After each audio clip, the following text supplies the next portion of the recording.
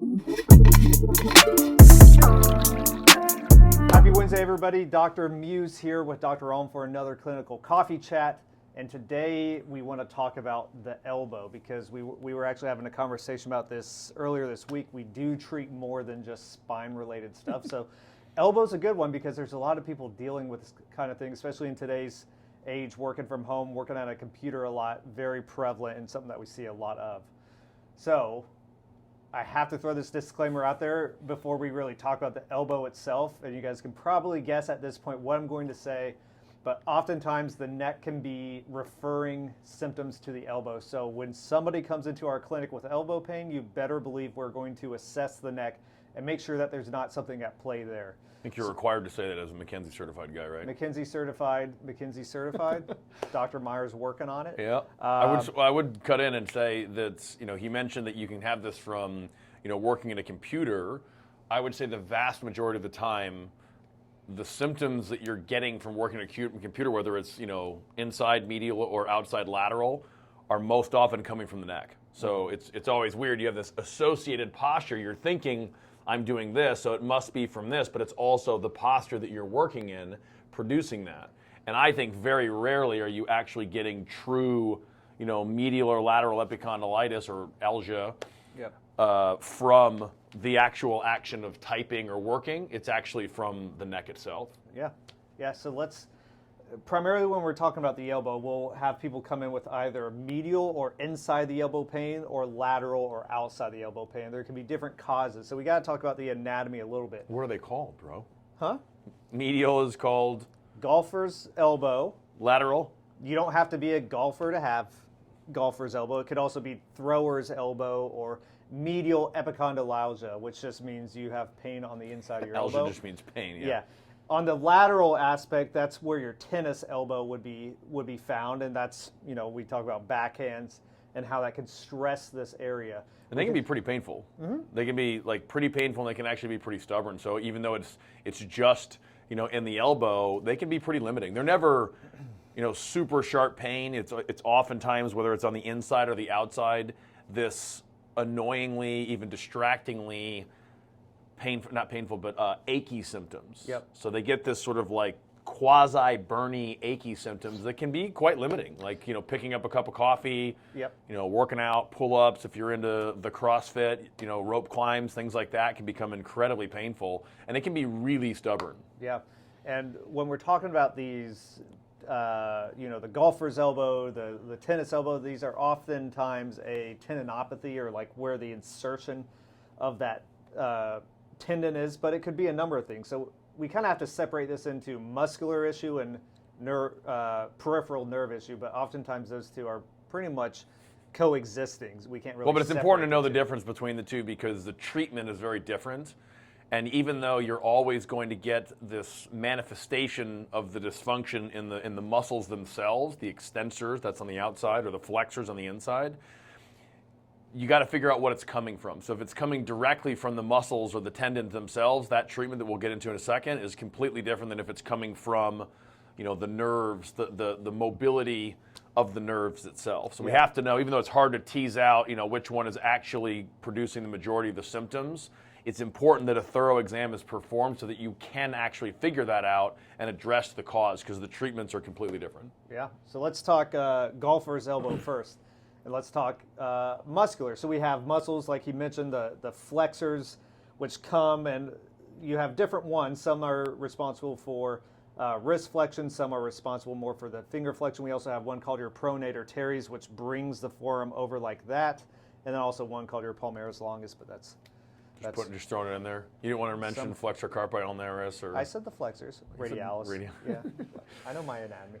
So if it is truly a musculotendinous type thing, like a tendinopathy, well, then that's going to require a little bit different of a treatment. So what are some of the things you might do if that's the case?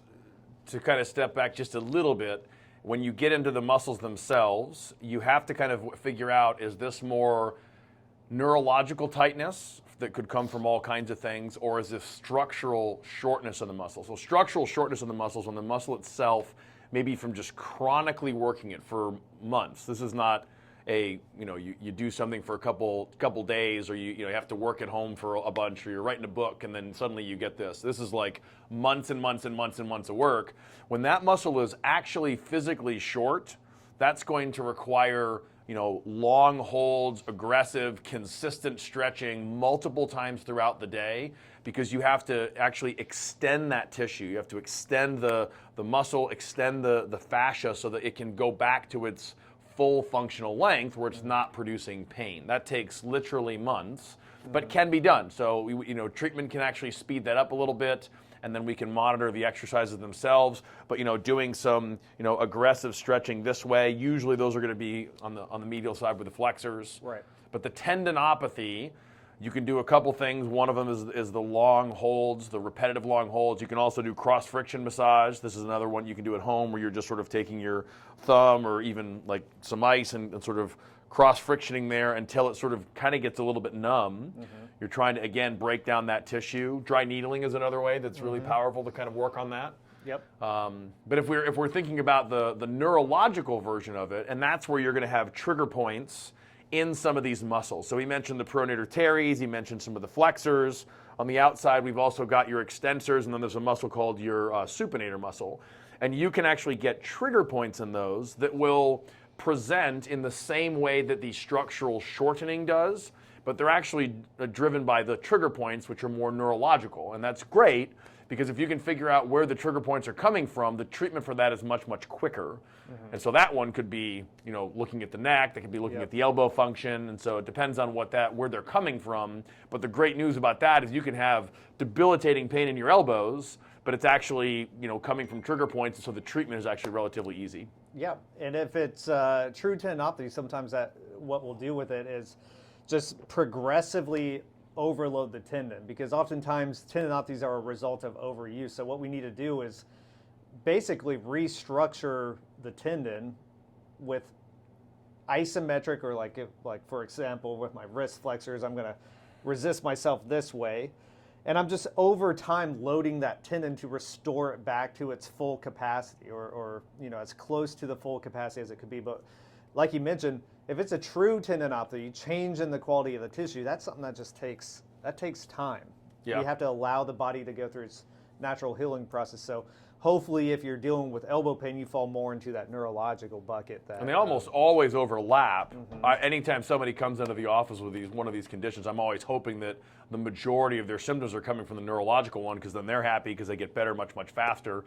But it's good to know that it is a structural thing, and then the time course for that is a little bit longer. I'll usually spread the patient out as long as they're able to, be good with their home exercises, so that we can kind of manage this and make sure that we can knock it out, in a reasonable amount of time. Yeah, and then I'll mention this one very quickly. We also have the UCL, the structure that's commonly treated with the Tommy John surgery if there's a tear, very prevalent in baseball.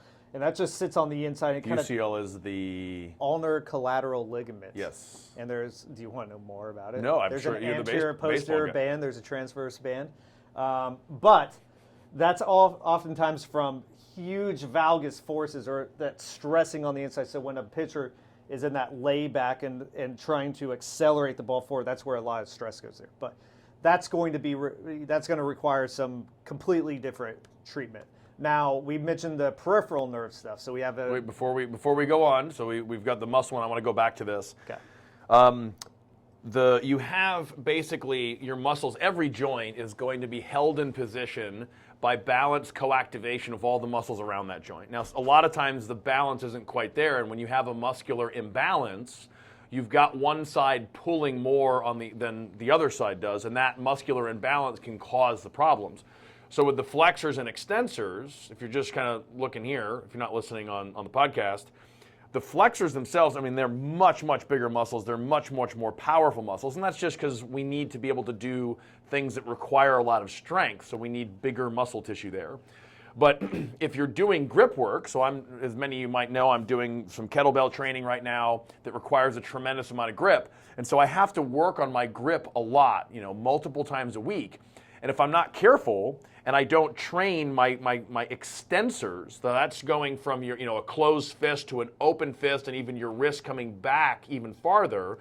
If I don't train those, I can create a muscle imbalance there and actually produce either a medial or a lateral epicondylgia by just doing too much grip work. So a lot of the pain that we're getting from the true tendinopathy is actually a long-term result of long-standing muscular imbalance between the flexors and the extensors. Yeah. And now, onto the final mechanism, the stuff. peripheral nerve stuff. So I think we did it just a few weeks ago, but we talked about something called neurodynamics. And go back and listen to that one if you guys want more info on that. But when we're talking about the medial or inside of the elbow, there's a nerve called your ulnar nerve, which comes down and courses through the upper arm, comes back through something called the cubital tunnel, and then it makes its way down to these two fingers here. So oftentimes we can get entrapment of that nerve, or the nerve's not sliding and gliding how we want. So we may use something like neurodynamics along with some soft tissue stuff, more than likely, to free up that nerve and make sure that it's moving adequately. Yeah, neurodynamics, basically, I encourage you to listen to the podcast before, but neurodynamics is essentially making sure that the nerves can slide appropriately through all ranges of motion. If they can't slide, then they can present with, aching, pain, burning, tingling, numbness, tight muscles, all those things. And so in addition to the muscle imbalance that we talked about, or the potential UCL injury, that medial elbow tendon, you can have nerve movement dysfunction, neurodynamic dysfunction, either on the inside, so he talked about the ulnar nerve that traverses through here, and then on the actual outside, you've got one called the radial nerve that actually goes through that little supinator muscle. Both of those can present as if they're tendinopathies, but really they're just pain in the lateral or the medial part of the elbow, driven by the lack of proper movement of the nerves. Yeah. Radial nerve goes through one of my favorite structures on the body, arcata froge. Ooh, the arcata froge, nice. Sounds like a cool band name. It does. But yes, so hopefully what you guys take away from this, we just mentioned a lot of different things that can be causing this elbow pain, all the way up to the neck and even just some stuff in the elbow itself. So we could give some very blanketed suggestions on how to treat this yourself, but hopefully you guys take away from this that these things typically need a good exam to figure out, okay, well, what's really causing this? So that's where we step in. And that's why they're so stubborn, I think, because we have a lot of people that will come in for these, and when they come in, they've already tried, traditional chiropractic or massage therapy or acupuncture or physical therapy, and I wasn't there watching what they were doing, but most of the time what's happening is the therapist is assuming that it's coming from the muscle imbalance, or they're just going after the tendon part, when in reality it could be coming from a neurodynamic source, the nerve not moving right. It could be coming from trigger points that might be from elbow not moving right or the shoulder. It could be coming from the neck, or it could be coming from the actual muscles and the tendons. I would say most of the time they're coming from the other two, not the muscle imbalance, and that's why patients get frustrated because they treat this for so long and they're like, I'm still dealing with this. Yeah. So getting in there and doing a really thorough exam and teasing out, well, what are the contributing factors or the causative factors, and then going after those is the key to success of these. Perfect. All right. Hopefully you guys got some good stuff from that. As always, reach out to us if you have any questions, or if you're dealing with any sort of elbow pain, reach out to us and hopefully we can help you out. Other than that, hope you guys have a great Wednesday. Enjoy the nice weather today, and then we'll see you guys next week.